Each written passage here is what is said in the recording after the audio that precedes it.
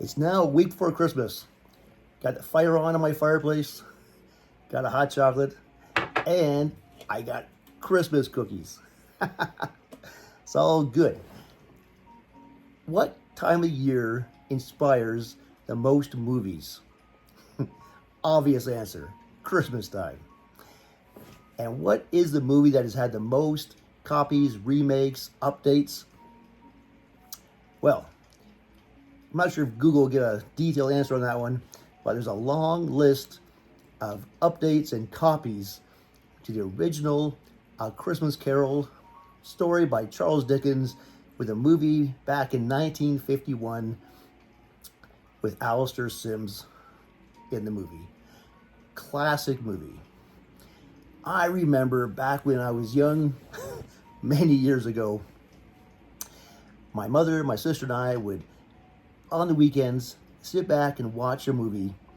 Now, we did have a color TV, but of course, black and white movies. We'd have hot chocolate, maybe some cookies, sit back and watch a movie. It was good times together, but it was also kind of a life lesson right in the movie. That makes it a classic. Now, does that mean that Die Hard is a Christmas movie too if we learn something from it? That's another story to talk about later. That's a whole separate video. But A Christmas Carol. You know, I hope you take time this week to watch that movie. I hope you sit back and watch it with purpose and kind of put yourself in the movie, see who you are in that story, and see what kind of maybe personal lesson we take from it.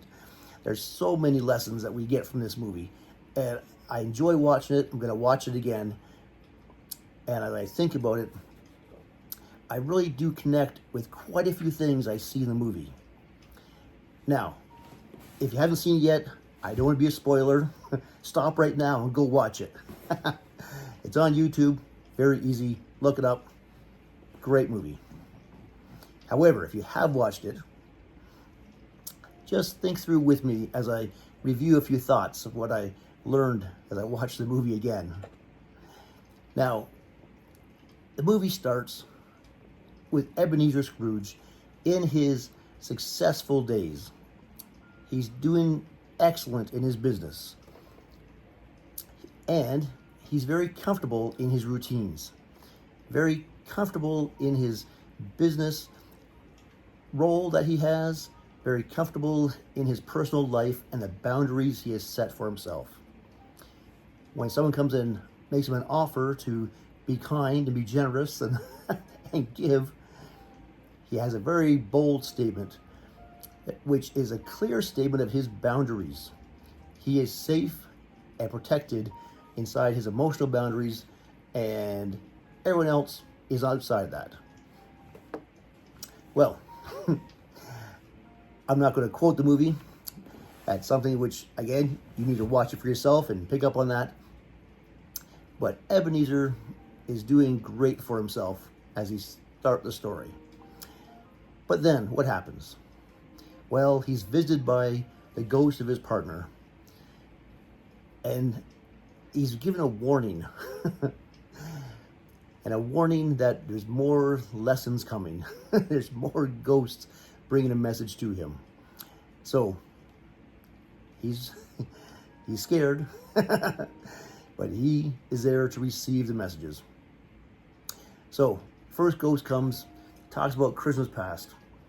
And again, just to keep it short, because I want you to watch the movie yourself and pick up on it for yourself. The ghost of Christmas past goes through his memories, and again, this is so much that I think every person would connect with in some way. Yes, the actual content of the story, I'm sure would be very common to someone in that time frame when Charles Dickens wrote the story. The fact of Ebenezer's mother passing away, giving birth to him, very traumatic. The fact of his sister passed away just from her health issues, although she appears well, very traumatic. We've all had different levels of child trauma. We've all had other family members who have passed away different stages of our life. We've all had pain that we've had to deal with and grief we had to process through. But it's the way we deal with it and the consequence of how we deal with it that affects our future.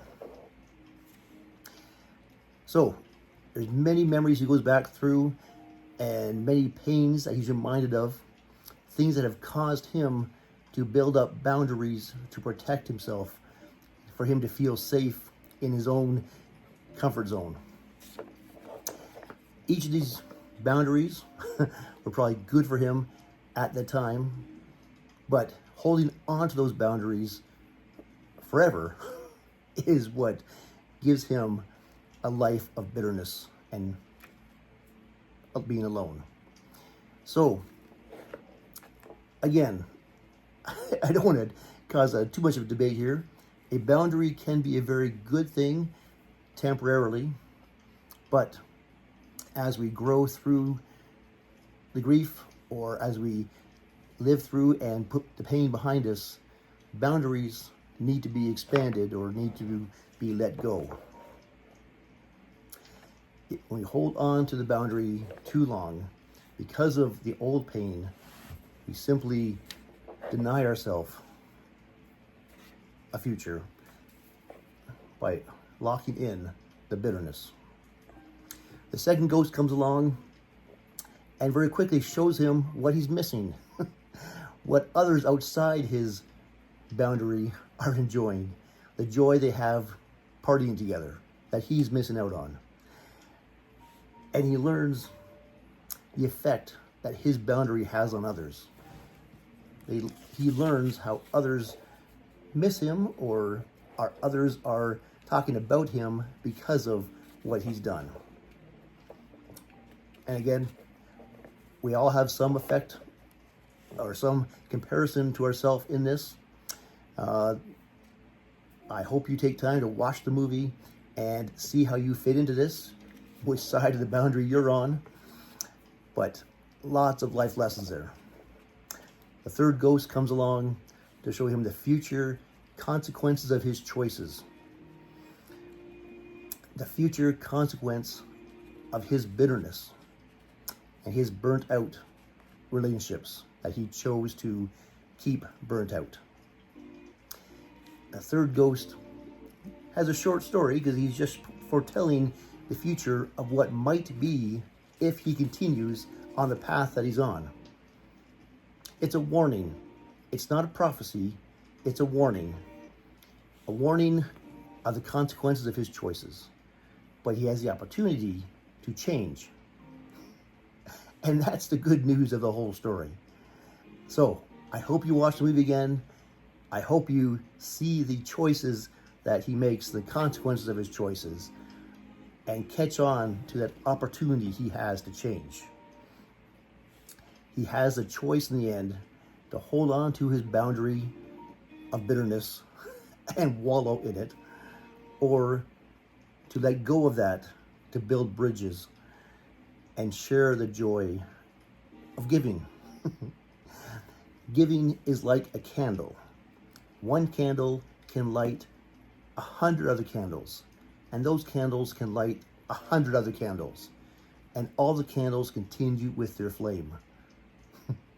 So, this Christmas, I hope you can share your smile, share your joy, share a gift, share your time with others, and be a bridge to help others light their candle along with yours. Share your joy and just pass it on. I hope you have a great Christmas. I hope you share with others and just enjoy the joy of giving. Merry Christmas.